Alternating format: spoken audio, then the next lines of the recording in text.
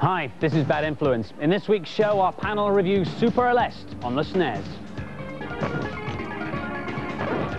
And I'll be looking at a new way of using a computer to produce ballets. And an exclusive report on last week's Future Entertainment show in London. But first, this. This is the new Amiga 1200. Released next week, it'll set you back a cool £400. Now, I know the Amiga's been around for 8 years already, but this new machine is being sold on its fantastic graphics and colours. Apparently, it has up to 17 million different colours available, whatever that means. Popular games are being rewritten especially for it, games like Zool, but what's the difference? Well, have a look at this. Here's the old Zool that we all know and love. And now, through the wonders of modern technology, the new improved Zool. Notice how the foreground and the background are moving relative to each other? Sims will scroll more smoothly and run much faster. This is a specially written version of Nigel Mansell's World Championship, and it's so realistic that I'm having a bit of trouble staying on the track.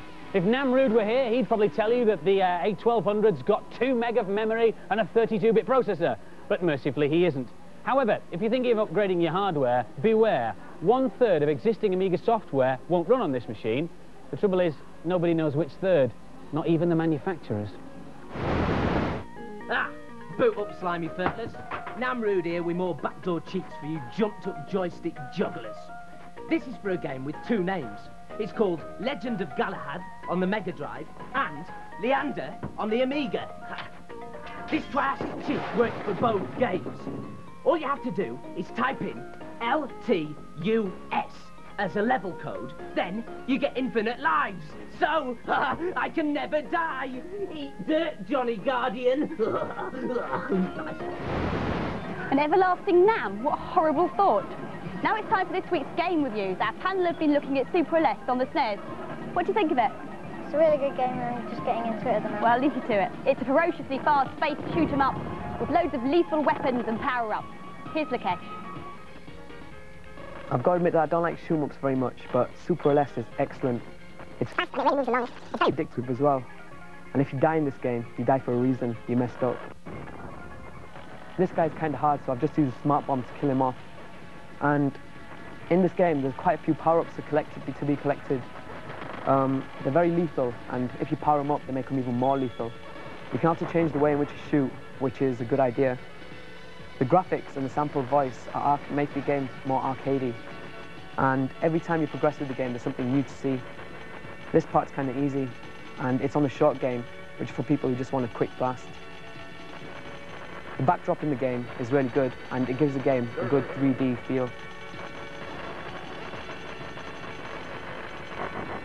Oh, I'm dead. I thought this game would be for shoot-'em-up fans only, but I think most people would enjoy this game. And just look at that end-of-level sprite. This game's what I call value for money. I like this game, it's very addictive, and I think the weapons were brilliant and it looked great. The graphics are certainly excellent. I know I'm in a minority, but I just didn't find it playable. This is a really exciting game, it's fast and you get really absorbed into it. I'd definitely buy it. And so the final scores for Super Eleste. The boys gave it 5 out of 5, and the girls gave it 5 out of 5. Good scores all round. And so our panel loved Super Eleste. Giving it 5 stars means it's a Jurassic game. They can award as low as 1 star. What does 1 star mean? Turkey. But remember, our panel is made up of people who actually buy the games. But now for something completely different.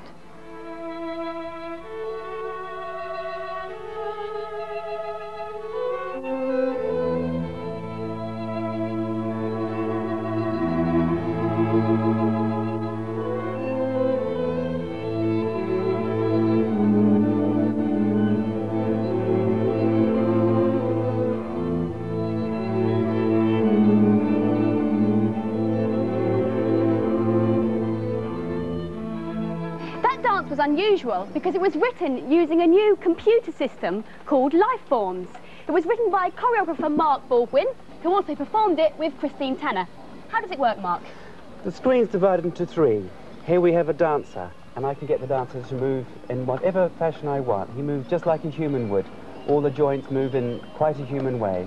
Here's the left thigh moving from the hip socket. Can it do anything humanly possible? Yeah, it can do anything humanly possible and a lot more. So I have to be careful as a dancer and a choreographer. I know what a human can do. Oh, I see. So it couldn't sort of jump. Yeah, you couldn't jump like that and sort of stay like that forever. Let me see what he's doing here. This is the pelvis. See, he's absolutely left the floor. There we are.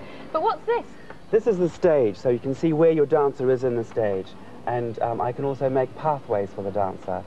Get him to shift around, or I can make him turn around, or I can make him jump in the air. But no one could jump that high. No one could jump that high or in that shape, but as a choreographer, I would actually have someone come along and lift them, so it's up to me to interpret this material that I'm making up on the machine. So you have to use your common sense. Yeah, you've got to use your common sense. What's this? This is the timeline. It's like watching a movie. These are all the frames of the movie. In the first frame, if I've got the dancer doing this, and then if I move along to frame 5 and find another shape that I like and put it in frame 5, the machine will actually connect frame 1 and frame 5 for me, so I don't have to fill in frames 2, 3 and 4. So the dancer's in one position and then you say 5 seconds later it'll be in another position, yeah, and the computer fills it in for you? Yeah, thank so God. Can I see a phrase from the dance? Yeah, sure. This is one, it took me quite a while to make this one because I'm quite new to it, but and if you're doing a movement that is quite small movements, it doesn't take so long, but if you're doing broad gestures, you can do it quite quickly. It gives me a sort of, it's like a visual tool. Can I see Christine doing that? Yeah, Christine knows this phrase. So would Christine have worked out this movement from seeing it back on the computer? Well, I learnt it from the computer and then I showed it to Christine and she's doing her own interpretation of what it is. So what are the other advantages of using the system? Well, the advantage is that I don't have to hire a studio and dancers, and I can choreograph at 10:30 at night, and I don't need loads of space to do it. Has this system been used much? Yeah, the system's been used for about 3.5 years by an American choreographer called Merce Cunningham. And in fact, he's done a piece for Rambert Dance Company called Touch Bass. Well, thanks for showing us that. Thank you.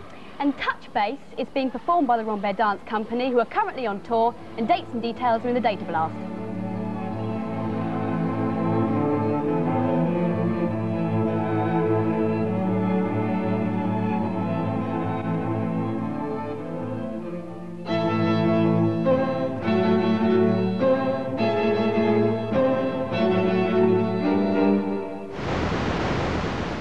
What a load of scrotty rubbish.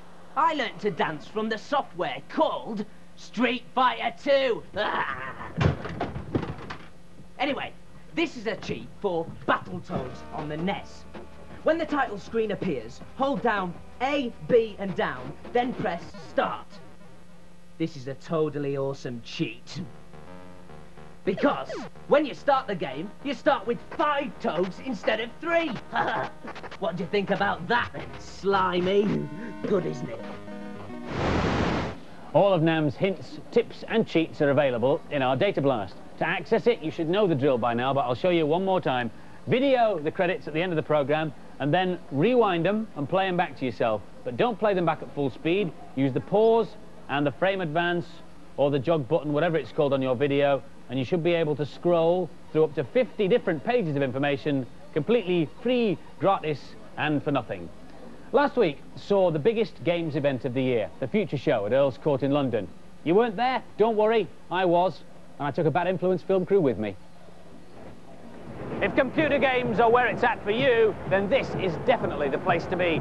There have been thousands of people here at Earl's Court over the past 4 days. In fact, at one stage on Saturday there were so many people here they had to close the doors, and that nearly caused a riot. So what's the big attraction? That is, see at the bottom,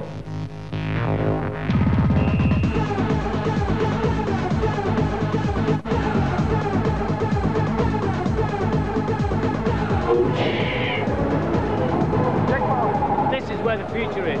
Virtual reality. This is where I look at my most attractive. If you want to take one of these home, it'll cost you £40,000. Yes! Sorry, I shot somebody.